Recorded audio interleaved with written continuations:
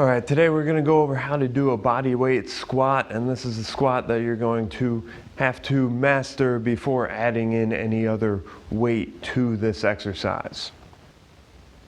I will go over the proper cues that you'll need to keep in mind in order to have proper alignment, and then I'll also show you the most common mistakes that people make, as well as how to fix and address those issues.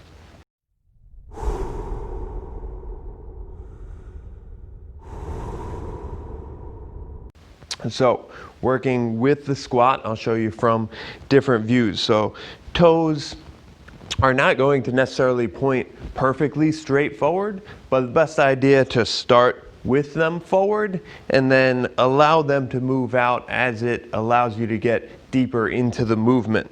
So you don't want to point the toes outward a ton. You don't want them to be asymmetrical either. A nice kind of rule of thumb is having them somewhere in between, pointing straight forward and about 15 degrees out to the side.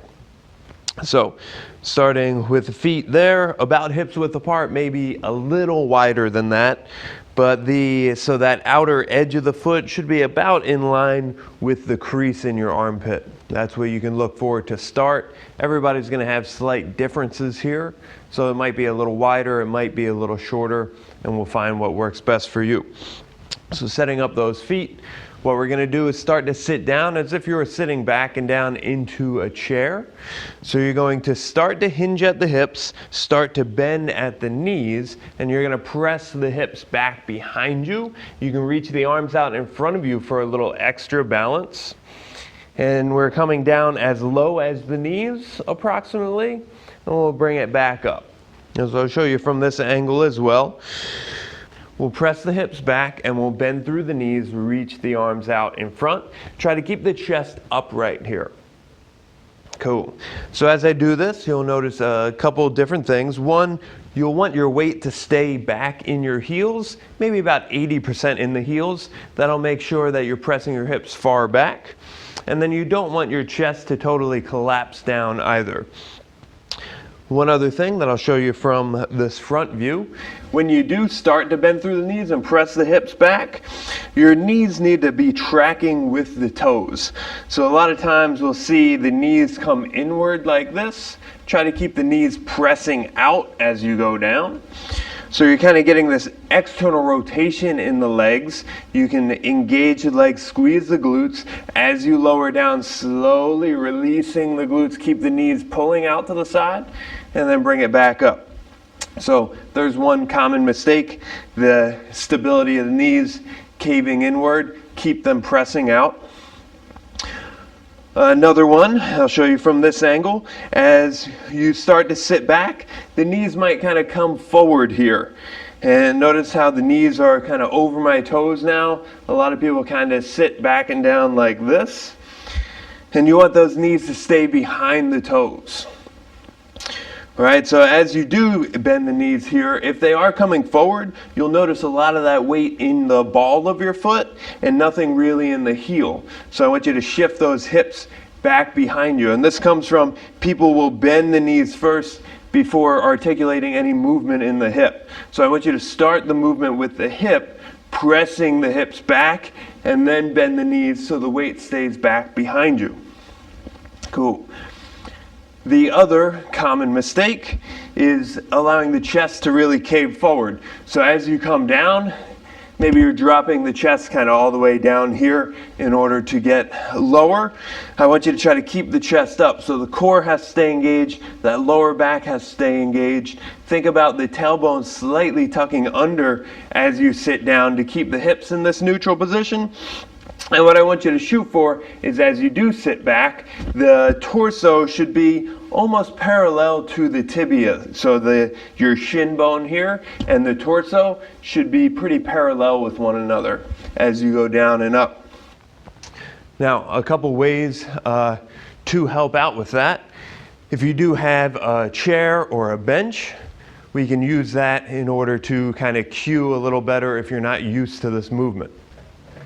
So having a chair behind you will allow you to create this movement a little a little safer, because some of this is fear of falling back behind you. You don't want to place the weight in your heels. And then some of it is just proprioception with the body, not knowing how low the hips are actually going, not understanding that the chest is falling forward, or how you can help counteract that.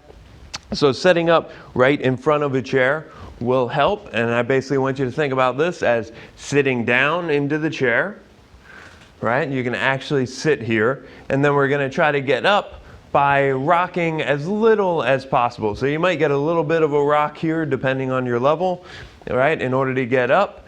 But ideally from here you could press straight up and come up to standing. So the chair helps because if you do start to bend into the knees, you're going to notice it's going to be difficult to get down to the chair, and you're going to be kind of shifted forward on the chair as you come down, and you'll notice maybe your heels start to lift off the mat. Right? So as you do, really press the hips back. Don't be afraid of falling down into the chair. That's number one. Number two, if your chest is dropping here, if your chest is kind of leaning forward as you find the chair, you're going to sit and be in this position. I want you to then notice, okay, I can sit up nice and tall from here. This is more or less where my torso should be, and then try to complete the movement getting up. As you get more comfortable with the chair being behind you, I want you to practice not putting all of your weight down on the chair, but just tapping, feeling the chair on the back sides of your legs, and then coming back up. So as you go down, don't sit all the way down, but just use it as a marker of how low you're going, right? And you can do this kind of in increments of, okay, a little bit of weight, and I can come up, or maybe you just start tapping and coming back up, right? But it'll allow you to keep the chest a little more upright here. The one other thing that I want to go over with the squat is that you should consciously be engaging your glute muscles. So basically your butt muscles here. They should be consciously engaging certainly the whole way up, but then I want you to think about relaxing them, but keeping some tension on the way down. So on your way up, you're concentrically activating them, right? You're squeezing them to pull yourself up. And then on the way down, you want to keep it tight, but slowly start to release a little more of those muscles. So here you're in a pretty good stretch of those muscles, but there's still some tension, and then you're squeezing them together more as you come up. So this will help you to engage the proper muscles. So this is a big glute muscle exercise.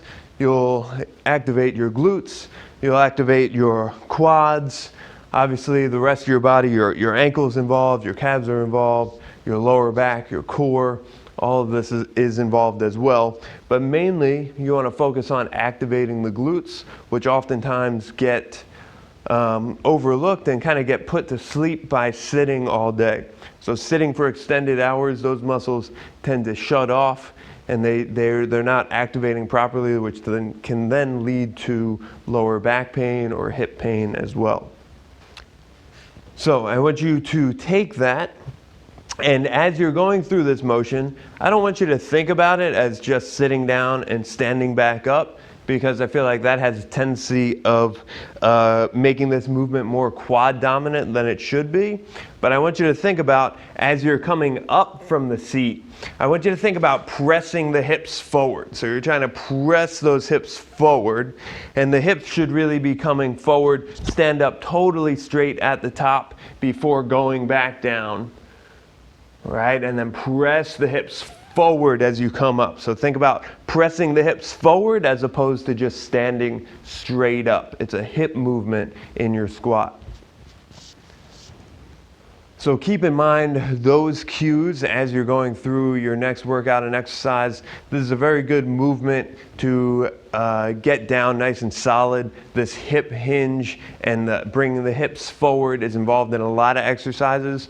So you really have to be keyed in on this exercise and understand how that feels in order to be able to progress further, whether that is adding weights to this or doing like more of a lunge movement or deadlifts, all these different things kind of hinge off of this movement. So make sure you have this down nice and solid, and look forward to the next videos where we'll be going over other very basic movements that oftentimes I see done wrong. So thank you, enjoy, and have a great day. Thank you for watching Kula Wellness on YouTube. Please consider subscribing by clicking on the subscribe button below.